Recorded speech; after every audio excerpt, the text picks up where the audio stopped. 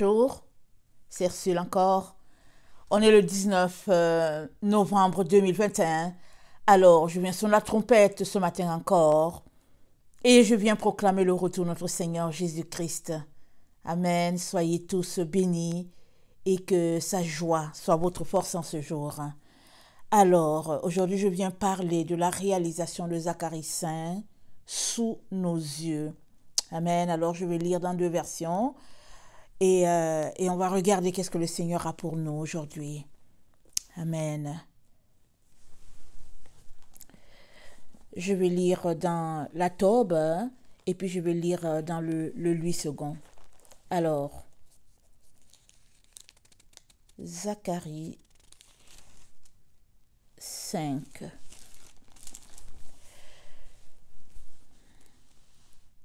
Je levai de nouveau les yeux et je regardai. Voici, il y avait un rouleau qui volait. Et il me dit, que vois-tu? Je répondis, je vois un rouleau qui vole. Il a 20 coudées de longueur et 10 coudées de largeur. Il me dit, c'est la malédiction qui se répand dans tout le pays. Car selon elle, tout voleur sera chassé d'ici, et selon elle, tout parjure sera chassé d'ici. Je la répands, dit l'Éternel des armées, afin qu'elle entre dans la maison du voleur et de celui qui jure faussement en mon nom, afin qu'elle y établisse sa demeure et qu'elle la consume avec le bois et les pierres. L'ange qui parlait avec moi s'avança et me dit, lève les yeux et regarde ce qui sort là. Je répondis, qu'est-ce? Et il me dit, c'est l'Épha qui sort. Il ajouta, c'est leur iniquité dans tout le pays. Et voici une masse de plomb s'éleva. Il y avait une femme assise au milieu de l'Épha. Et il dit, c'est l'iniquité. Et il la repoussa dans l'Épha. Et il jeta sur l'ouverture la masse de plomb.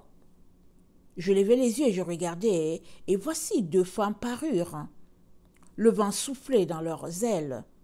Elles avaient des ailes comme celles de la cigogne. Elles enlevèrent l'Épha entre la terre et le ciel. Et je dis à l'ange qui parlait avec moi, où emporte-t-elle l'Épha?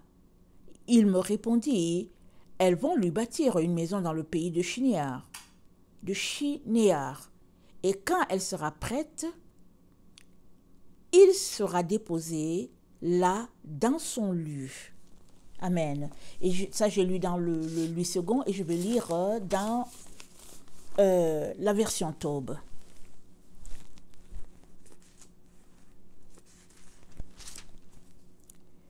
Je levai de nouveau les yeux et j'eus une vision. C'était un livre qui volait.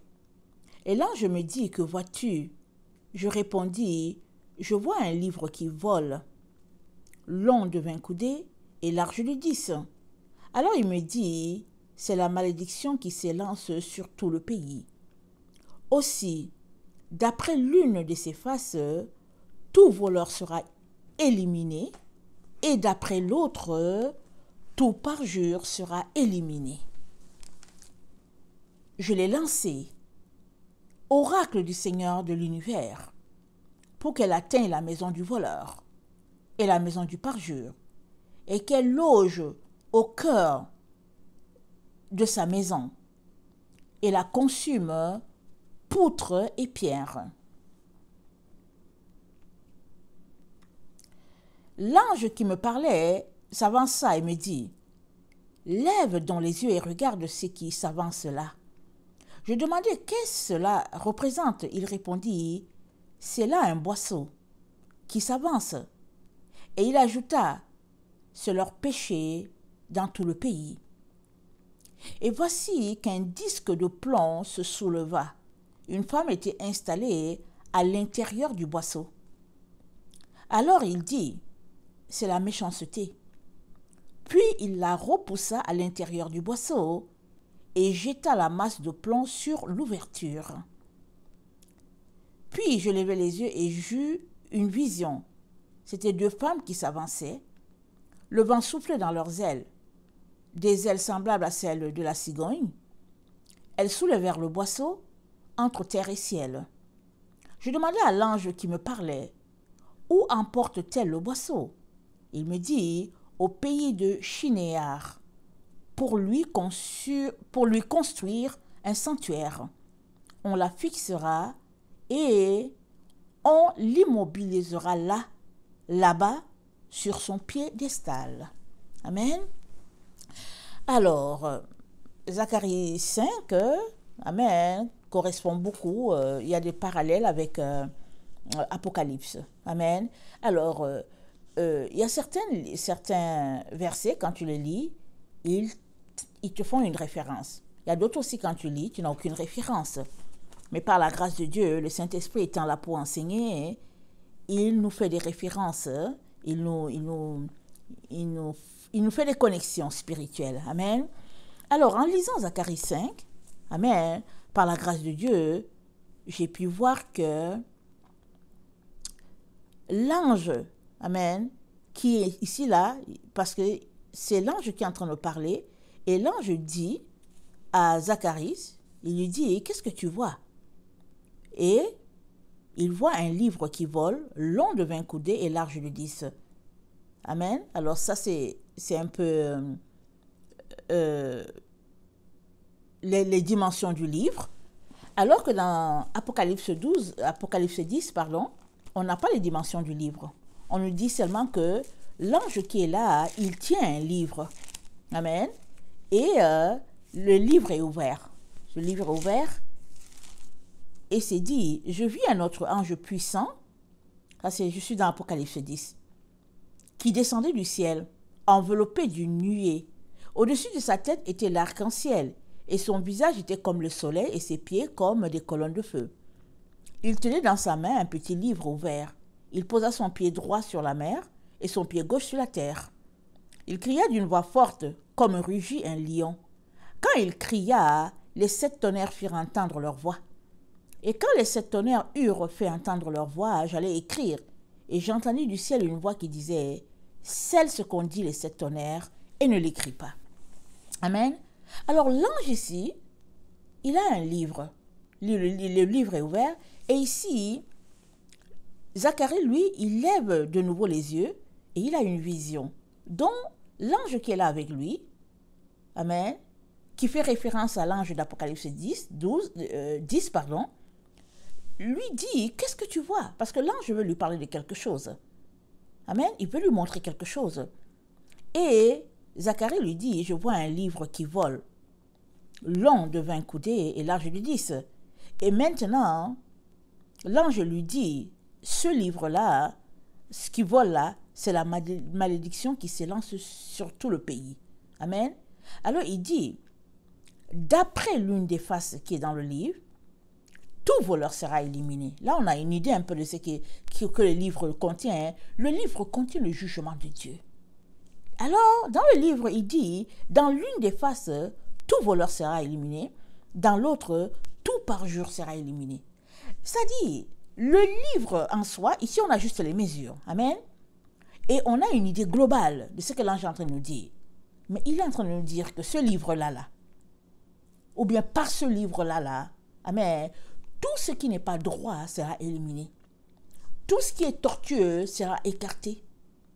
Et en particulier, il mentionne le mal, il mentionne la méchanceté. Et ce qui est spécial, amen, dans la version de Tob, c'est pourquoi c'est très intéressant de lire différentes versions, n'est-ce pas? Alors, dans le 8 secondes, on nous parle de l'Épha. On nous parle d'un livre, on nous parle de l'Épha. Et puis, dans d'autres versions, même quand tu lis, tu entends l'Épha, la farine et tout ça. Mais ici, il nous parle du boisseau. Alors, nous savons que Jésus-Christ a dit quoi? Il a dit que on n'allume pas une lampe pour le mettre sur le boisseau. Le boisseau, si je peux lui donner une idée, si je peux en parler dans notre langage d'aujourd'hui, amen, regardons l'abat-jour.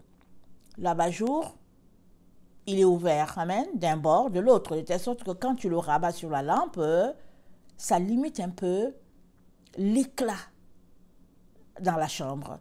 Mais si tu enlèves l'abat-jour, la lumière ça frappe les yeux. Souvent que la lampe qu'on a à nos cheveux, souvent c'est pour la lecture, n'est-ce pas? On veut une lecture calme pour que la lumière ne brille pas trop. Alors imaginez cet abat-jour-là qui n'a pas une ouverture, qui n'est pas ouvert qui n'est pas ouvert de côté. Alors ce serait comme comment on appelle ça? Ce serait comme une ombre, amen, à la lumière. Et Jésus-Christ a dit, la lampe, une fois qu'elle est allumée, elle est allumée pour briller. Elle n'est pas allumée pour qu'on la cache. Alors si notre abat-jour a une seule ouverture, ce serait tout simplement comme si on lui aurait mis, par exemple, une casserole au-dessus, c'est-à-dire qu'on aurait caché complètement la lumière. C'est ça que ça voudra dire. Et l'ange ici, amen, parlant à Zacharie, il lui dit que c'est l'oracle du Seigneur de l'univers. Il dit, ce livre-là, qui est en train de voler là, est là pour déclarer le jugement de Dieu sur tout voleur, sur toute maison où il y a du parjure. Et c'est là pour consumer tout ce qui n'est pas divin, tout ce qui n'est pas saint. Et un enfant de Dieu, quand il écoute ça, il comprend que le jugement de Dieu est en train de s'appliquer. Amen. Alors, ici, il nous parle du pays, mais c'est le pays qui est ici toute la terre, parce qu'on est dans le temps du jugement de Dieu. Amen. Alors, on comprend, pour faire le lien avec Apocalypse 10, on comprend que le livre, amen, qui est dans la main de l'ange, là, amen, de l'Apocalypse 10, là, l'ange qui dit, on lui dit, non, ne révèle pas les paroles.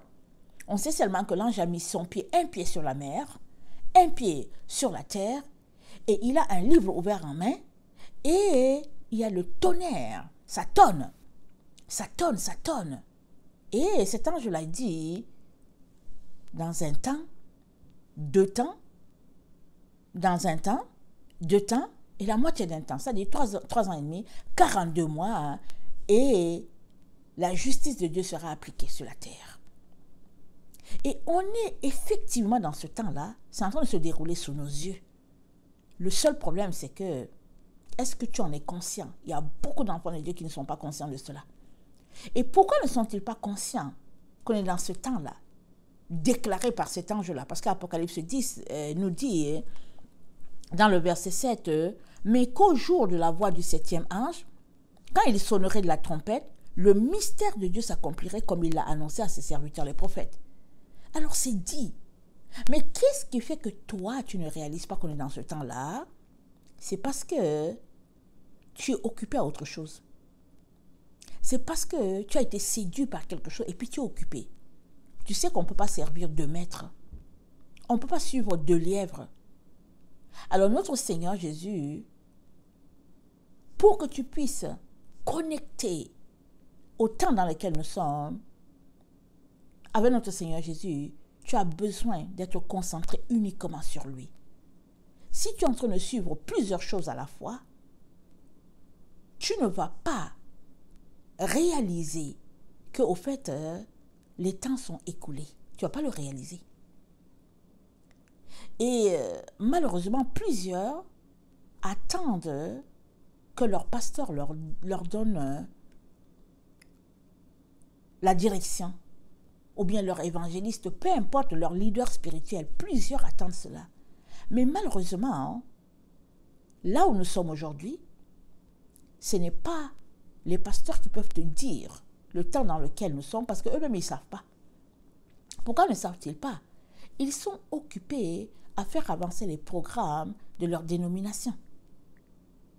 Parce que pour connecter à Dieu, pour savoir ce que Dieu dit, il faudrait que tu sois de ceux-là qui sont assis,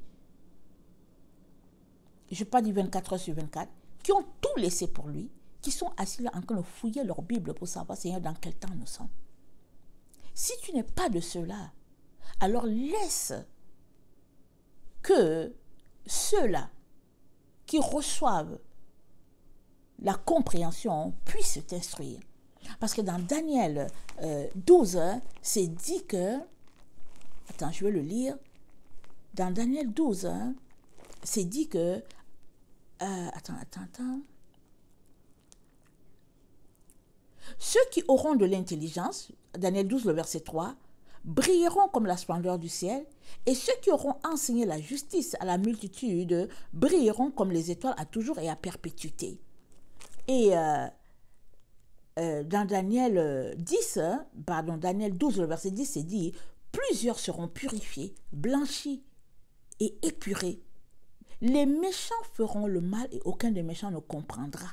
Mais ceux qui auront de l'intelligence comprendront.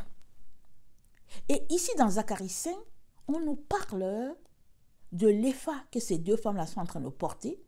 Amen. Et qui sont en train de l'emporter. Et ça nous renvoie directement à Apocalypse 12. Parce que ce qu'elles sont en train d'emporter, loin de la ville, c'est la méchanceté. Et ici, dans Daniel 12, le verset 10, ça nous est dit, plusieurs seront purifiés, blanchis et épurés. Les méchants feront le mal et aucun des méchants ne comprendra. Mais ceux qui auront de l'intelligence comprendront. Les méchants ne comprennent pas parce que c'est leur jugement qui est arrivé. Ils ne peuvent pas comprendre. Ils sont dans la méchanceté, ils ne comprennent pas. Et ces deux femmes-là qui ont les ailes comme les ailes des cigognes, ça c'est une allégorie que le Seigneur donne, elles sont en train d'emporter le mal loin de la terre, amen, loin du pays, loin de la terre, et elles sont en train de l'amener dans le pays de Shinéar. Le pays de Shinéar, quand tu vas taper, ça correspond à Babylone. Or, nous savons que le Seigneur nous dit de sortir de Babylone, parce que le jugement va commencer là. Et Babylone, c'est l'ennemi de Dieu, parce que c'est une nation païenne avec des rites païens, et puis qui n'a rien à voir avec Israël. Parce que Babylone, c'est en opposition avec Israël. Israël, c'est la gloire de Dieu. C'est là où Dieu a décidé d'établir son intelligence. C'est là où Dieu a décidé d'établir sa sagesse. Et c'est par Israël tous que nous sommes devenus enfants de Dieu, n'est-ce pas? Il s'est choisi un homme, Abraham, et nous sommes tous les fils d'Abraham si nous marchons par la foi comme Abraham a marché.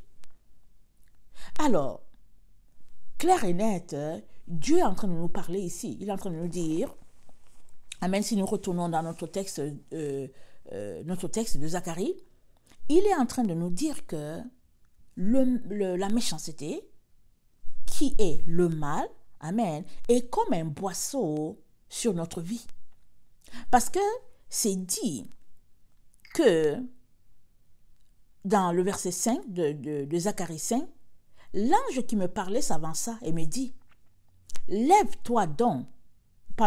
donc les yeux et regarde ce qui s'avance là. Je demandais, qu'est-ce que cela représente? Il répondit, c'est là un boisseau qui s'avance. Et il ajouta, c'est leur péché dans tout le pays. Amen. Alors, Zacharie voulait savoir, ça représente quoi? Cet épha-là. Ce plomb-là qui est là, ça représente quoi? Je ne comprends pas ce que ça représente. Et l'ange lui donne l'explication. Il dit, c'est le péché. Et si, ça c'est dans la version Taube que j'ai lu. Dans la version Taube, c'est écrit boisseau. Mais dans la version, excusez-moi, de Louis II, on ne parle pas de boisseau, on parle d'épha. On parle d'une femme qui est assise dans l'épha et cette femme-là symbolise la méchanceté. Alors, si nous comprenons bien, le Seigneur est en train de nous dire quoi? Il est en train de nous dire de sortir de toute méchanceté si nous ne voulons pas être emportés et déposés, amen, là-bas dans le pays de Shinéar. Parce que dans le pays de Shinéar, à Babylone, parce que Shinéar, ça correspond à Babylone, le jugement de Dieu va s'appliquer et puis Babylone va périr. Si on continue de lire dans Apocalypse 18, dans d'autres versions, je ne sais pas, je n'ai pas noté, où Dieu dit, mon peuple, sortez du milieu d'elle. Pourquoi? Parce que tous ceux qui auront aimé Babylone périront avec Babylone. Et ce n'est pas juste une péremption de quelques années. C'est que tu péris avec Babylone et pour toujours. Tu es détruite. Parce que Babylone ne peut exister devant Dieu. Babylone ne peut subsister devant la présence de Dieu. Parce que Babylone, c'est le symbole de la méchanceté, c'est le symbole des ténèbres, c'est le symbole du monde. Et la Bible dit, l'amour du monde, c'est inimitié contre Dieu. Alors, dans la version de Louis II, dans Zacharie 5, le verset 5, Amen, l'ange s'avance et l'ange qui parlait avec lui dit, c'est l'iniquité dans le pays. Et voici une masse de plomb s'éleva et il y avait une femme assise au milieu de l'épha. Alors ici, ça parle de femme au milieu de l'épha, alors que dans la version Taube, ça parle de boisseau et de plomb. Attends, ici, ça parle d'épha et de plomb, et là-bas, ça parle de boisseau et... Attends... Et voilà, un disque de plomb, et puis il symbolise, il dit que c'est le péché, et ici, ça parle, il dit ici, ça nous parle d'iniquité. Donc, péché, iniquité, tout ça, c'est les ténèbres, c'est quelque chose qui ne peut pas tenir devant Dieu. Alors, et il nous dit, c'est Zacharie qui parle, le verset 9, « Je levai les yeux et je regardais, et voici deux femmes parurent. Le vent soufflait dans leurs ailes, et elles avaient des ailes comme celles de la cigogne, elles enlevèrent l'épha entre la terre et le ciel. » Alors Dieu a réservé un endroit où le mal sera ôté complètement, amen, de la terre, de telle sorte qu'il puisse envoyer son règne de paix, le millénium sur la terre, pendant 1000 ans, un règne de paix, amen, béni soit notre Dieu. Alors, il dit, attendez, je vais faire une correspondance. Alors, cette partie-là, où Zacharie 5, le verset 9, correspond à Apocalypse 12. Le verset 13, ça nous dit, « Quand le dragon vit qu'il avait été précipité sur la terre, il poursuivit la femme qui avait enfanté l'enfant mâle. Et les deux ailes du grand aigle furent données à la femme. Et furent données à la femme, afin qu'elle s'envolât au désert, vers son lieu, où elle est nourrie un temps, des temps et la moitié d'un temps, loin de la face du serpent. » Alors ici, le désert, comprenons, ce n'est pas le désert du Sahara. Le désert, ça fait symbole au temps difficile dans lequel nous sommes. Alors, si tu regardes autour de toi, et si tu es quelqu'un qui veut vraiment plaire à Dieu, tu verras que tu es en retrait de tout ce qui se passe dans la société. Amen. Seuls ceux-là qui mordent pleinement dans Babylone continuent de fonctionner. Amen. Ils font comme d'habitude, ils vont dans les magasins, ils font leur lèche, ils voyagent, c'est-à-dire que la vie est facile pour eux, et même de plus en plus on entend des langages comme quoi certaines personnes seront mises de côté, interdites de sortir et tout. Et tout ça, ça correspond au désert. Ce temps où l'ennemi essaie de t'intimider du mieux qu'il peut pour te faire fléchir à ce que les hommes ont planifié pour toi. Les hommes ont planifié pour ton âme une dépendance totale vis-à-vis de la technologie. Les hommes ont planifié pour toi de contrôler ta vie. Mais tu dois refuser de te faire contrôler. Ce n'est que Dieu, par son Saint-Esprit, qui a le contrôle sur ta vie et qui dirige ta vie. Parce que la Bible dit, c'est ceux qui sont conduits par l'Esprit de Dieu qui sont fils de Dieu. Ne sont pas fils de Dieu ceux qui disent qu'ils sont fils de Dieu. Ne sont pas fils de Dieu ceux qui disent que je suis chrétien, je suis baptisé, et puis je suis rempli du Saint-Esprit. Non, non, non. Sont fils de Dieu ceux-là qui sont conduits par le Saint-Esprit. C'est-à-dire quoi? C'est-à-dire dans chacune de tes actions, est-ce que c'est le Saint-Esprit qui te conduit? Est-ce que c'est Dieu qui te dit, va ici, va là, ou bien est-ce que c'est toi-même qui te lèves, qui fait ce que tu veux, et puis tu dis, bon, anyway, j'ai le Saint-Esprit, je suis chrétien, tout ça. Si c'est comme ça que tu te comportes, malgré tous les attributs que tu as, tu montres que tu n'es pas fils de Dieu, parce que les fils de Dieu, c'est ceux-là qui sont conduits par lui. Et dans le temps dans lequel nous sommes,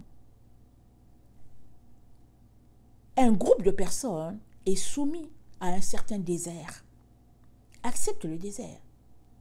Voilà pourquoi Dieu pourra t'en faire sortir. Voilà pourquoi tu pourras échapper de ce désert-là dans lequel le système t'aura plongé.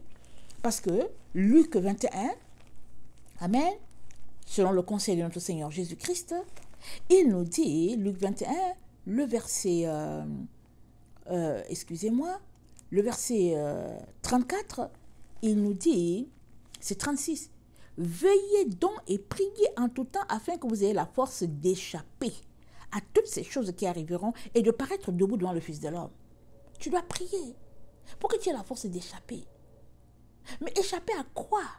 Mais échapper à tout ce qui a été organisé pour l'être humain, pour les êtres humains que nous sommes. Ça a été organisé. Le système est tel que, bon, il faudrait aller dans cette direction-là. Sauf ceux-là qui se réclament les enfants de Dieu iront dans le sens de Shadrach, Meshach et Abednego. Ils diront non, non, non, non, non, non, non, ô roi, tu peux faire tout ce que tu veux, tu peux nous tuer, mais nous, on ne va pas fléchir les genoux devant toi. Seuls ceux-là qui ont une relation avec Dieu pourront échapper. Alors, que l'on t'ait interné, qu'on te dise que non, tu n'as pas le droit de faire 10 km, tu n'as pas le droit de faire ceci, reste donc tranquille et prie et invoque le nom de ton Dieu, implore, supplie, reste donc tranquille dans l'endroit où on t'a confiné. Et ton Dieu viendra à ton secours et te donnera d'échapper. C'est ça qu'il est en train de nous dire. Mais si la vie de ce monde est si importante pour toi et que tu ne peux pas t'en passer, alors tu risques de faire partie. Amen. De cet effet-là que les deux femmes-là vont emporter et vont aller déposer dans le pays de Chinière. Et c'est là que Dieu a prévu la place pour cette méchanceté-là. Et loin de l'endroit où vivront les enfants de Dieu, les enfants de lumière. Et si nous regardons encore un autre passage qui fait référence à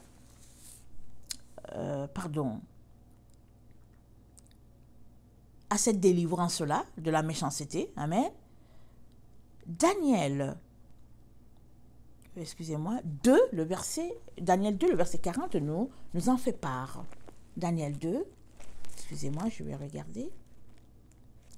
Daniel 2, le verset 40 nous parle encore. Je vais lire.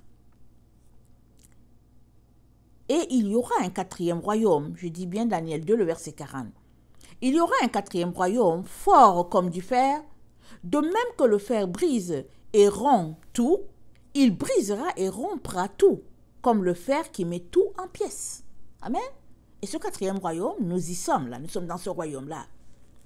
Et comme tu as vu les pieds et les orteils en partie d'argile, de potier et en partie de fer, ce royaume sera divisé. Il y a d'autres versions qui ne disent pas fer, mais qui disent plomb. Amen. Le plomb, comme un peu, on a lu dans Zacharie 5. Alors, ce royaume sera divisé, mais il y aura en lui quelque chose de la force du fer. Parce que tu as vu le fer mêlé avec l'argile, et comme les doigts des pieds étaient en partie de fer et en partie d'argile, ce royaume sera en partie fort et en partie fragile. Amen. Alors, l'ange explique que le royaume sera en partie fort et puis en partie fragile. Mais au fait, l'argile, c'est qui? L'argile, c'est toi et moi. Amen. Nous avons été faits, Dieu nous a façonnés à partir de la terre. Amen. Alors, il a soufflé et nous sommes devenus des âmes vivantes. Des âmes vivantes. Une âme, des âmes vivantes. Mais à l'origine, notre corps, il vient de l'argile. Il a été corrompu depuis le jardin d'Éden, c'est pourquoi on retourne à la poussière. Et une fois qu'on est enterré, qu'on est retourné à la poussière, si on retourne à cet endroit-là, après peut-être 20 ans, 30 ans, il n'y aurait plus rien, il n'y aurait plus de chair là, il y aurait peut-être de squelette. Et après 100 ans, ben voilà, il n'y a plus rien, absolument rien, il n'y a que de la poussière. Vraiment preuve que nous sommes faits de terre. Alors, l'ange explique, amen, il dit à Daniel, ce royaume-là, le quatrième, le nôtre dans lequel nous sommes, il sera en partie de fer, en partie d'argile. Et nous savons tous que nous sommes dans un système où la technologie a tellement pris de la place qu'il il y a un alliage qui est en train de faire, il y a un alliage qui est en train d'être fait entre l'argile et le plomb. Alors, la technologie, le niveau de la technologie est tel que ils peuvent mélanger ces deux-là et faire passer, amen, toute leur technologie, un système électronique, etc., etc. Nous savons tous, c'est question d'intelligence artificielle, n'est-ce pas? De robots et tout. Tout est mis en place pour que ce plan gigantesque conçu à l'origine par le roi Nebuchadnezzar voit sa fin. Parce que nous sommes la génération où le quatrième royaume fait référence aux doigts, aux orteils de la statue, la grosse statue. Nous faisons partie de la quatrième partie de ce royaume-là, le quatrième royaume. Et ici donc, ce que Dieu a expliqué à Daniel, excusez-moi, dans Daniel 2, le verset 44, c'est dit, dans le temps de ces rois, le Dieu des cieux suscitera un royaume qui ne sera jamais détruit. Attendez, je pense que j'ai sauté un peu. Voilà, 43. Tu as vu le fer mêlé avec l'argile parce qu'ils se mêleront par des alliances humaines.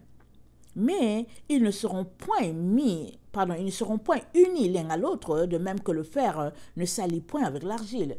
Les alliances humaines, nous savons tous que c'est ce mélange avec du sperme, amen. C'est des liens supposés être solides, des liens non seulement spirituels, mais aussi, non seulement physiques, mais c'est aussi spirituel et ça va très loin, ces liens-là.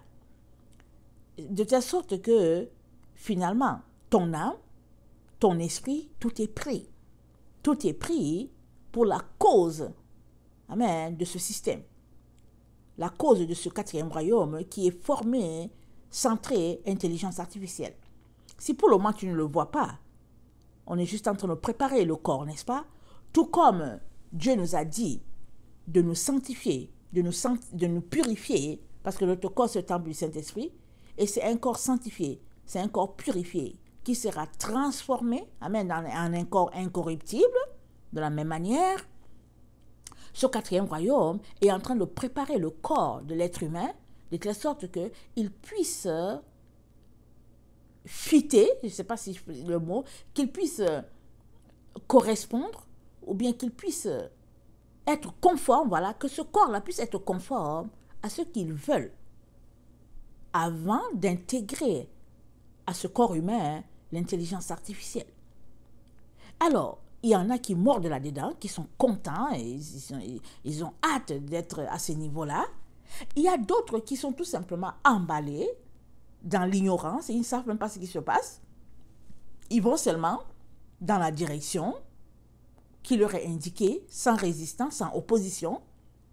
Et il y a un troisième groupe qui dit que non, moi, je ne veux pas qu'on touche à mon corps, c'est le temple du Saint-Esprit, je ne veux pas qu'on y touche. Et Dieu est en train de nous dire que dans le temps où nous sommes là, amen, il a pourvu pour un livre, amen, qui est en train, un livre qui vient du ciel, comme c'est écrit dans Apocalypse 10, amen, un livre qui vient du ciel. Et dans ce livre-là, c'est déclaré que le péché sera éliminé dans ce livre-là. Alors si nous lisons, nous retournons à notre texte de Zacharie, dans Zacharie 5, et le verset 7 nous dit, « Et voici qu'un disque de plomb se souleva. Une femme était installée à l'intérieur du boisseau. » Alors il dit, attendez, c'est pas là que je veux lire. Voilà, c'est Zacharie 5, le verset 4. « Je l'ai lancé, oracle du Seigneur de l'univers, pour qu'elle atteigne la maison du voleur et la maison du parjure, qu'elle loge au cœur de sa maison et la consume poutre et pierre. » Tout est consumé, poutre et pierre. Or, dans la vision de Zacharie, il voyait un rouleau et il ne comprenait pas. Il disait à l'ange, moi je ne comprends pas, qu'est-ce qui se passe? Et l'ange lui dit, Le rouleau là que tu vois, c'est un livre. Amen. Et il est de 20 coudées. Et il est de large de 10. Il est de large de 10. Alors il dit, c'est la malédiction qui s'élance sur le pays. Il est en train de dire que cette malédiction-là, elle vient. C'est pas que la malédiction est entre la main de Dieu. Non. La malédiction vient parce que une fois que la parole de Dieu sort, amen, elle consume tout ce qui n'est pas pour Dieu. Une fois que la parole de Dieu est déclarée, la parole de Dieu, ça nous dit une épée à double tranchant. Elle sanctifie d'un côté, et le reste qui ne veut pas être sanctifié est brûlé, est détruit, est consumé complètement. Alors ça nous dit, d'après l'une de ses faces, tout voleur sera éliminé. Et d'après l'autre, tout parjure sera éliminé. Mais c'est qui le voleur? Le voleur, c'est le diable, n'est-ce pas? Le diable, c'est le voleur. Alors si tout voleur est éliminé, ça veut dire que toute personne qui collabore avec le voleur de nos âmes sera éliminée. Parce que la Bible dit, le diable, il rôde comme un lion. Il cherche à détruire. Et il rôde comme un lion rugissant. Il rugit, il veut détruire. Et si toi, tu te laisses prendre, c'est fini pour toi. Et nous sommes dans ce temps-là, prophétisé depuis longtemps, mais en train de se réaliser sous nos yeux. Là. Question et question. Le réalises-tu? Ou es-tu encore en train de courir ça et là après une certaine carrière? Je te dis, il n'y a pas de carrière. On te fait juste croire que le monde est encore là et que voilà, la vie est extraordinaire. Non. Il n'y a pas de carrière. Parce que servirait à un homme de gagner le monde entier s'il perdait son âme? Que servirait-il à une telle personne? Tu as perdu ton âme. Alors, à quoi te sert la carrière? À rien, parce que finalement, c'est le néant. Et finalement, tu seras détruit avec cette méchanceté.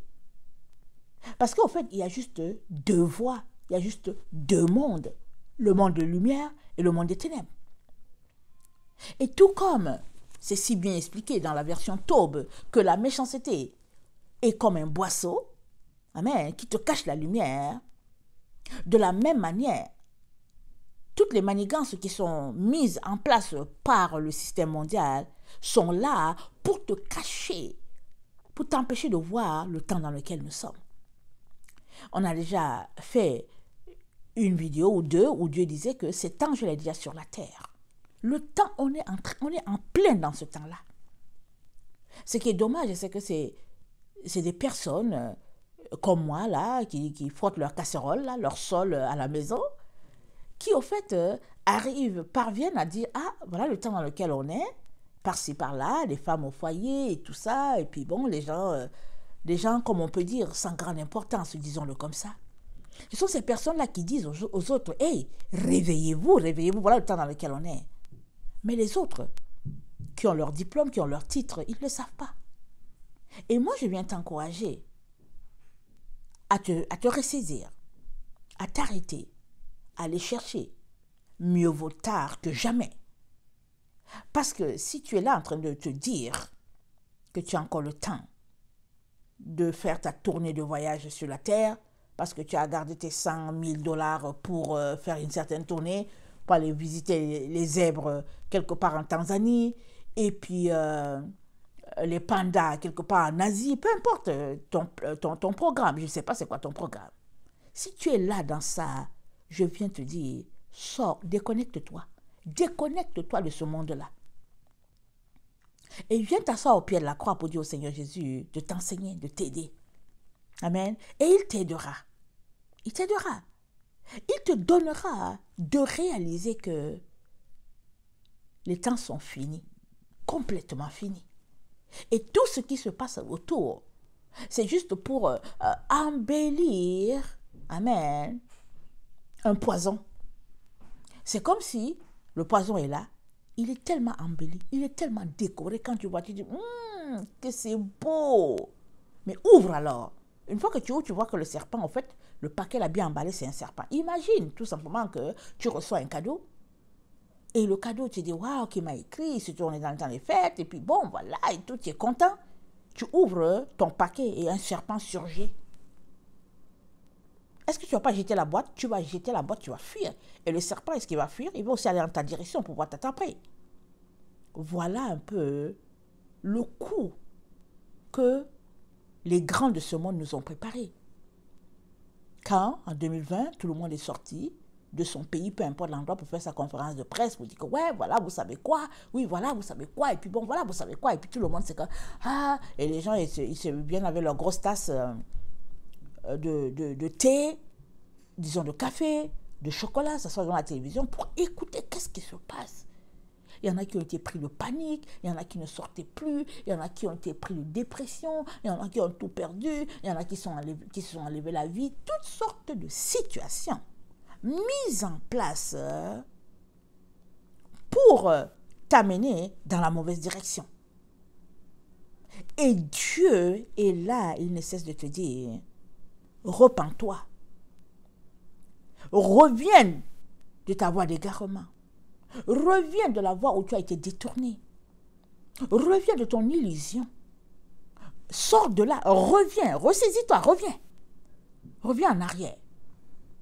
Et arrête-toi pour considérer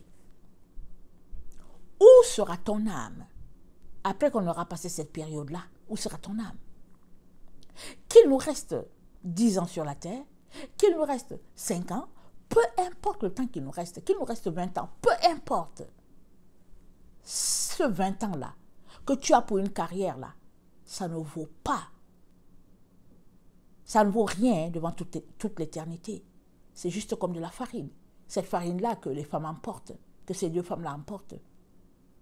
Ça ne vaut rien. Or, nous n'avons pas tout ce temps-là que je décris, là, les 20 ans, là, 10 ans, là, nous n'avons pas ça. Je ne suis pas Dieu, mais nous n'avons pas ça. Pourquoi? Parce que notre Dieu est en train de passer, notre temps est en train de passer, notre Dieu est en train de le faire passer pour qu'on puisse se retrouver dans le temps de millénium. Amen. Ce repos-là, amen, que Dieu réserve à tous ceux-là, amen, qui se réclament de lui.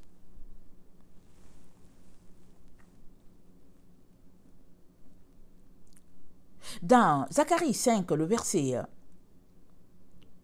9, Zacharie dit, je levais les yeux et j'eus une vision. C'était deux femmes qui s'avançaient. Le vent soufflait dans leurs ailes, des ailes semblables à celles de la cigogne. Elles soulevèrent le boisseau entre terre et ciel. Je demandais à l'ange qui me parlait, où emporte-t-elle le boisseau? Il me dit, au pays de Shinéar, pour lui construire un sanctuaire. On la fixera et on l'immobilisera là, sur son piédestal. Le piédestal, nous savons que, amen, quand tu es sur un piédestal, tout le monde te voit. Amen. Tout le monde regarde, tout le monde, chacun peut apprécier ou pas, mais ce n'est pas caché, n'est-ce pas? Et Dieu dit, dans Apocalypse 17, il nous dit, puis un des 7 anges qui tenait les 7 coupes vint m'adressa la parole et en disant, viens, je te montrerai le jugement de la grande prostituée, qui est assise sur le grand eau. C'est avec elle que les rois de la terre se sont livrés à l'impudicité, et c'est du vin de son impudicité que les habitants de la terre se sont enivrés. Il me transporta en esprit dans un désert. Amen. Pas le même, mais un désert comme la femme d'Apocalypse 12, hein, amen, qui se retrouve aussi dans un désert. Amen. Elle est dans un désert, dans Apocalypse 12, hein, et elle va dans le désert vers son lieu où elle est nourrie un temps, la moitié d'un temps, loin de la face du serpent. Elle est nourrie. Nourrie de quoi? Ce n'est pas la nourriture physique. Ici, Dieu est en train de parler, nourrie de sa parole. Amen. Les gens qui sont dans le désert, tu es dans le désert, les gens qui jeûnent, ils sont dans le désert. Quand tu es dans le désert, pourquoi Jésus est allé dans le désert 40 jours? Quand tu es dans le désert, tu es dans la présence de Dieu, il te nourrit, il te révèle des choses. Et tu comprends le temps dans lequel tu es. Amen. Alors, la femme d'Apocalypse 17, hein, elle est dans un désert. Et elle est assise sur une bête écarlate, pleine de noms de blasphème, ayant 7 têtes et 10 cornes. Je vais m'arrêter là. La bête écarlate n'est autre que toujours la quatrième bête, amen, qui est le système du nouvel ordre mondial, et la femme qui y est assise, la fausse religion, amen, la fausse politique, en tout cas tout ce système-là, mis en place par l'être humain pour opposer Dieu, symbolise cette femme-là qui est là, amen, et tout cela, tous les enfants de Dieu qui continuent de marcher sur les voies de Babylone vont se retrouver à faire partie de cette femme-là qui est assise sur la bête écarlate. Et le Seigneur n'aimerait pas que ce soit ton cas, toi son enfant. Et il te dit qu'on est dans le temps où il a pourvu pour que la méchanceté puisse sortir du pays. Mais ceux qui ne veulent pas qu'elle sorte, ces personnes-là seront emportées parce qu'elle sortira, veut pas. Parce que la terre sera remplie de la gloire de Dieu, de la connaissance de la gloire de Dieu, comme le fond de la mer, comme l'eau couvre le fond de la mer. C'est comme ça. On est dans ce temps-là où la terre doit être remplie de la connaissance de la gloire de Dieu. C'est-à-dire que la terre doit être remplie de la conscience de Jésus-Christ. Ce n'est que ça. Et Jésus-Christ, c'est la lumière, c'est la présence de Dieu. Mais si toi, là, qui m'écoutes, tu ne considères pas ça, tu veux juste courir après les dollars, surtout, je pense surtout à ce groupe de personnes-là qui ont tout quitté chez eux. Ça me fait tellement mal. Souvent, je m'assois, parce que ça fait des années, ça fait au moins 10 ans que le Seigneur me parle. Au moins 10 ans, peut-être plus même, peut-être 10, 15 ans. Il me parle de tous ces enfants, nos frères qui quittent l'Afrique, les pays arabes qui souffrent dans les frontières pour l'immigration, certains meurent dans la mer. Le Seigneur me parle et puis il s'est dit que tu pleures seulement. Tu pleures. Pourquoi? Pourquoi ce groupe veut immigrer? Parce qu'il n'y a pas de nourriture là-bas, parce que on a envoyé la guerre dans leur pays. Je parle de on parce que généralement, ce n'est pas les gens qui eux-mêmes mettent la guerre. La guerre vient de quelque part. On a envoyé la guerre dans leur pays pour aller piller leurs richesses. Alors eux, ils veulent sauver leur vie. Oh, ils s'en vont encore en direction de la mort. Et ils sont là. Et ils s'en vont en direction de la mort parce que la mort, c'est du côté de Babylone. Mais ils ont un peu de moyens. Ils se disent, ok, on va recommencer. Or, ils s'en vont encore pour se livrer entre les mains de la bête. Et tu t'arrêtes, tu te dis, Seigneur, qu'est-ce qu'il faut? Mais peu importe l'endroit où tu es, que tu sois en Occident, que tu sois dans une forêt du Bangladesh, peu importe, si tu as Internet là-bas, tu peux écouter, mais peu importe l'endroit où tu es, si tu donnes ta vie à Jésus-Christ, si tu lui abandonnes tout, s'il est juste le centre de ta vie, c'est-à-dire qu'il est tout pour toi, sache qu'à l'endroit où tu es, la méchanceté ne t'atteindra pas. Tu seras préservé. Parce que sa gloire te visitera. Et tu seras sauvé. Et tu posséderas la terre. Parce que dans Daniel 2, amen, le verset 35, nous savons que c'est écrit, alors que le fer, l'argile, l'airain, l'argent et l'or furent brisés ensemble et devinrent comme la balle qui s'échappe d'une aire en été. Le vent les emporta et nulle trace n'en fut retrouvée. Mais la pierre qui avait frappé la statue devint une grande montagne et remplit toute la terre.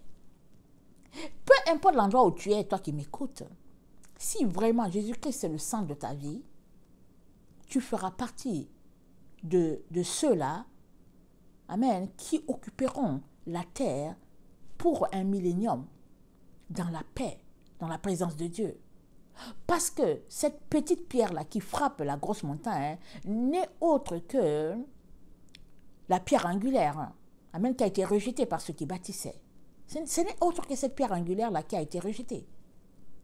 Et Jésus-Christ nous dit, il veut que tu le saches toi, il veut que tu saches qu'on est dans ce temps-là, où les enfants de Dieu sont en train de prendre possession de la terre. Mais ils ne sont pas en train de prendre possession de la terre avec des armes, avec des pistolets. Non.